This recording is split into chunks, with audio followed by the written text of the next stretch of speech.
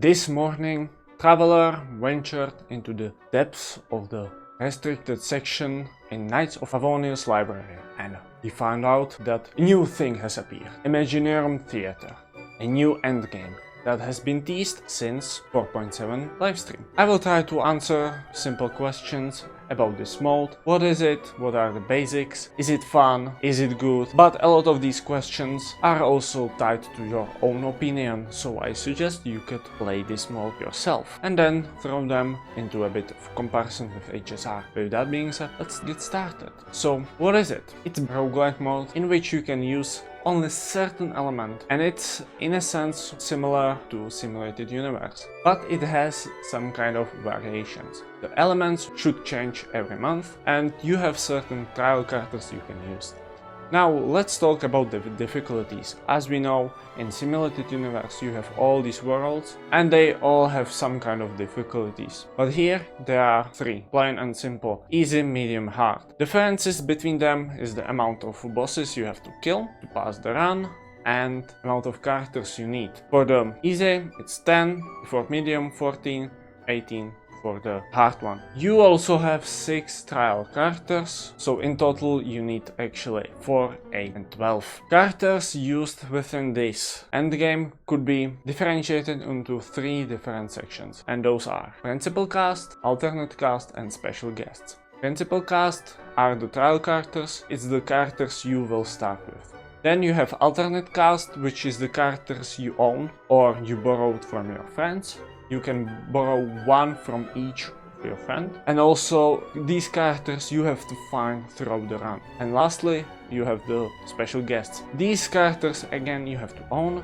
and these don't follow the rules for that current month. They also switch around, but you have to own them. And these are for this current season: Siegewin, Alhaitham, Baiju and Grizzly. Each character also has swagger, or stamina as I like to call it. These are these 2 lightning bolts, which basically show you how many times you can use it in battle. Then these characters will disappear from the roster of your available characters. You will get characters by going through battles or getting them from companion events that will pop up alongside all the possible battles there. It wouldn't be fun if everything was given to us and we can just steamroll the mode.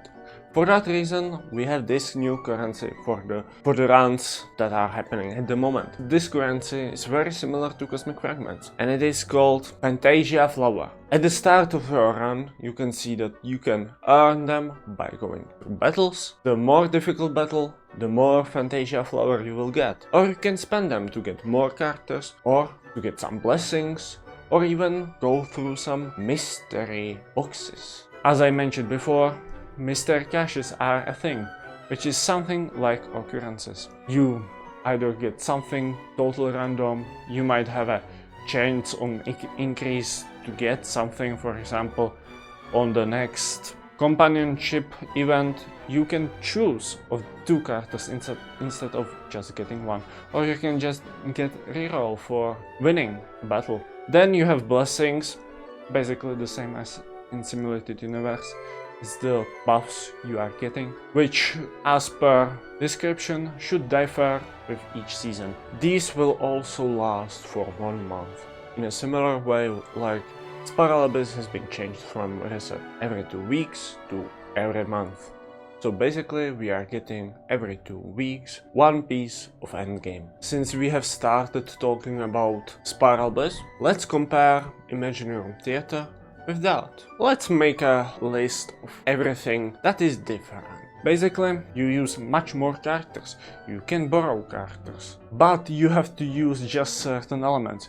You are very restricted on what you can play. You have much more interesting buffs other run. Your crit is now increased by 10% or whatever. It's not so repetitive, as the all kinds of battles are very different. You either have to defend ley line, or you have to defeat this type of enemy and that type of enemy, and so on. It's not that diverse like in HSR, but you still don't have the same place, same enemies for like 3 months.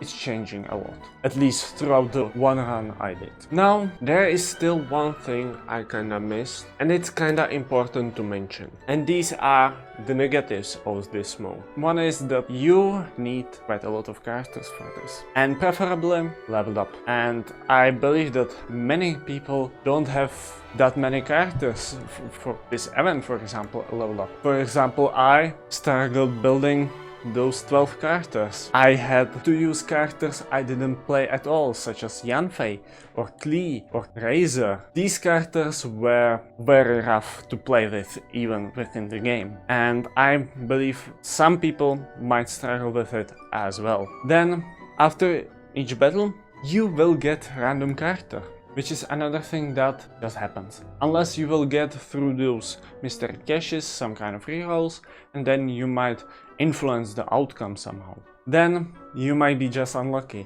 and get this bad team. You might have 8 out of 12 good characters, but you are just unlucky and you got first the 4 bad characters you didn't want to. So now you are stuck with them for the 2 fights you have to play with them. And you might even lose or reset or something. And it stalls the time, but that's about it. Another thing is that after each battle, you are thrown out of the UI and you are in the library itself. And then you can talk to those characters and so on. But for those people who just wanna get the rewards ASAP, it could be annoying. I wanna play, I don't wanna talk with these characters. I know what they will say, they will just yap a lot.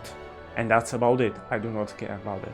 Now, let's answer the question, is it fun, is it good? In my honest opinion, I believe it's fun and it's good. Although Genshin is in very rough spot. I would say it's in a rough spot for a long time now. It has been shown that it lacks something, and that something was Endgame. And now we are getting something.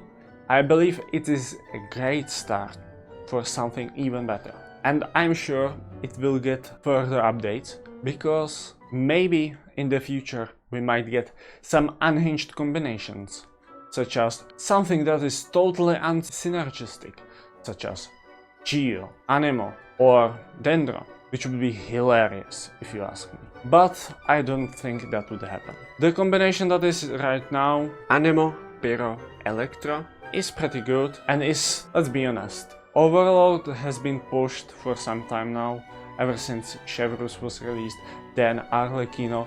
I'm not really surprised that they decided this combination of elements, as they have been pushed for some time now. Let's compare this now with HSR. Genshin, as it is right now, has this issue.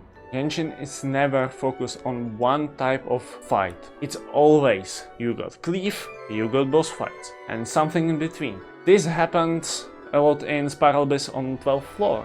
You have 2 bosses and in the middle is 1 cleave fight. In 12th floor there is not just one pure AoE fight. These are usually in the floors before. And Imaginarium Theatre is no exception. Imaginarium Theatre is combining everything. You got big AoE fights, you got cleave, you got boss fights, which I would say is pretty good. But I would rather to see something like in HSR. You got big AoE fight content, pure fiction, cleave, single target in A Memory of Chaos, and lastly you got the single target in New Endgame Apocalyptic Shadow. I believe some characters might shine in those single target scenarios.